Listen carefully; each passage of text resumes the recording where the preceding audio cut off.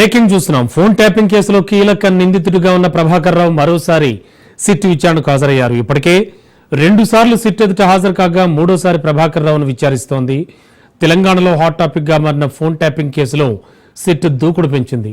ఈ కేసులో నిందితులుగా ఉన్న వాళ్ళందరినీ వరుసపెట్టి విచారిస్తోంది. ఈ కేసులో ప్రధాన నిందితుడు ఎస్ఐబి మాజీ చీఫ్ టి ప్రభాకర్ రావును మరోసారి ప్రశ్నిస్తోంది. నిన్న ప్రణీత్ రావు ఇచ్చిన స్టేట్మెంట్ పై ప్రభాకర్ రావును విచారిస్తున్నారు. నాటి విపక్ష నేతలుగా ఉన్న కాంగ్రెస్ బీజేపీ నేతల ఫోన్లు ట్యాపింగ్ చేశారనే ఆరోపణలపై ఆరా తీస్తున్నారు. ఈ క్రమంలోనే ప్రణీత్ రావు ఇచ్చిన స్టేట్మెంట్లతో మొత్తం కూపీ లాగుతున్నట్లుగా తెలుస్తోంది.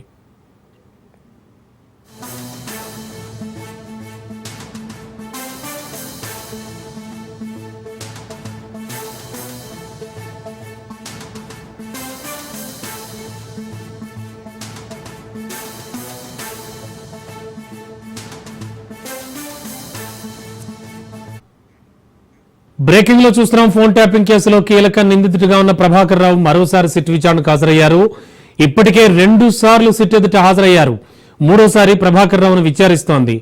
ఇక లేటెస్ట్ ఇన్ఫో ఇదే అంశానికి సంబంధించి మా కరెస్పాండెంట్ పవన్ మరిన్ని వివరాలు అందిస్తారు. పవన్, ఏం జరుగుతోంది? మూడోసారి ప్రభాకర్ రావు విచారణ అంటే అంతకు ముందు జరిగినప్పుడు కానీ ఏమైనా కీలక విషయాలు చెప్పారా? అండ్ ఇవాళతో విచారణ ముగియనుందా? అండ్ ఇవాళ ఏమి ఎక్స్పెక్ట్ చేస్తోంది సిట్? ఫోన్ ట్యాపింగ్ కేసులో ఏవన్గా ఉన్న ప్రభాకర్ రావు ఈరోజు మూడోసారి ఈ యొక్క సిట్టు విచారణకు కూడా హాజరైన నేపథ్యంలోనే ఈ యొక్క విచారణ కూడా కొనసాగుతుంది. అయితే ఫోన్ ట్యాపింగ్ సంబంధించి కీలక నిందితుడిగా దీనికి సంబంధించి ఇప్పటికే పోలీసులు ప్రభాకర్ రావును కూడా భావిస్తున్న నేపథ్యంలో గతంలో అరెస్ట్ అయిన ప్రణీత్ రావు కావచ్చు, ఇతర సంబంధించిన వారంతా కూడా మరోసారి యొక్క స్టేట్మెంట్ కూడా రికార్డ్ చేస్తున్నారు.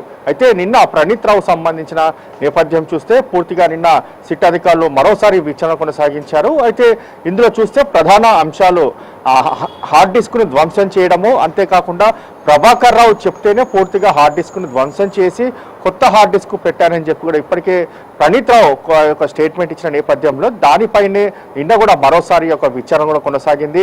అంతేకాకుండా ఫోన్ ట్యాపింగ్ కేసులో బీజేపీకి సంబంధించిన ముఖ్య నేతలకు సంబంధించిన వారి ఫోన్లను కూడా ప్రభాకర్ రావు చెప్తేనే ఒక ట్యాపింగ్ చేసినట్లుగా ప్రణీత్ రావు కూడా పోలీసులకు కూడా చెప్పారు. అయితే ప్రణీత్ రావు చెప్పిన నేపథ్యంలో మరోసారి నిన్న స్టేట్మెంట్ ఆధారంగా ఈరోజు ప్రభాకర్ రావును కూడా విచారణ కొనసాగిస్తారు. ముఖ్యంగా చూస్తే ప్రణీత్ రావు ఇచ్చిన స్టేట్మెంట్ అన్ని కూడా ప్రభాకర్ రావు ముందు పెట్టి విచారిస్తారు. ఎందుకంటే ప్రభాకర్ రావు చెప్తేనే తాను చేశానని చెప్పి కూడా ప్రణీత్ రావు ఇప్పటికే ఒక స్టేట్మెంట్ ఇచ్చిన నేపథ్యంలో ప్రభాకర్ రావు ఈరోజు విచారణ చాలా కీలకంగా మారనుంది. అయితే 2 సార్లు కూడా విచారణకు హాజరైన నేపథ్యంలో కొన్ని ప్రశ్నలకు తనకు గుర్తుకు లేదు, తనకు తెలీదు అనేది మాత్రం ప్రధానంగా కొంత సమాధానం ఇచ్చిన నేపథ్యంలో సిట్ అధికారులు ఈ రోజు మాత్రం ఈ యొక్క విచారణ చాలా కీలకంగా మారనుంది. ఎందుకంటే అన్ని సాక్ష్యాధారాలు అన్నీ కూడా ప్రభాకర్ రావు ముందు పెట్టి మరి విచారిస్తే దానికి సంబంధించి ఒప్పుకోక తప్పదు. కాబట్టి ఈరోజు మాత్రం మూడోసారి విచారణ చాలా కీలకంగా మారింది. అయితే గతంలో అంటే రెండోసారి విచారణకు హాజరైనప్పుడు 9 గంటల పాటు విచారణ కొనసాగించారు. అయితే ఈరోజు మాత్రము ఎంత సమయం ఈ యొక్క విచారణ కొనసాగుతుంది అనేది మాత్రం వేచి చూడాల్సిన పరిస్థితి కూడా కనిపిస్తుంది. ఓవరాల్గా చూస్తే ఒక ఫోన్ ట్యాపింగ్ సంబంధించి నెమ్మదిగా ఒక కేసు కూడా ఒక కొలిక్కి వచ్చే అవకాశం కూడా కనిపిస్తుంది. ఎందుకంటే ప్రభాకర్ రావు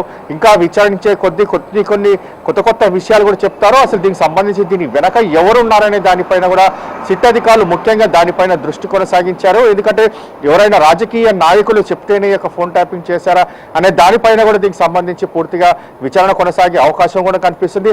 ఓవరాల్ గా చూస్తే మాత్రం ఈ రోజు జరిగే యొక్క సిట్ విచారణ ఎపిసోడ్ మాత్రం చాలా కీలక పరిణామం చోటు చేసుకునే అవకాశం కూడా కనిపిస్తుంది. Okay, thank you Bhavan.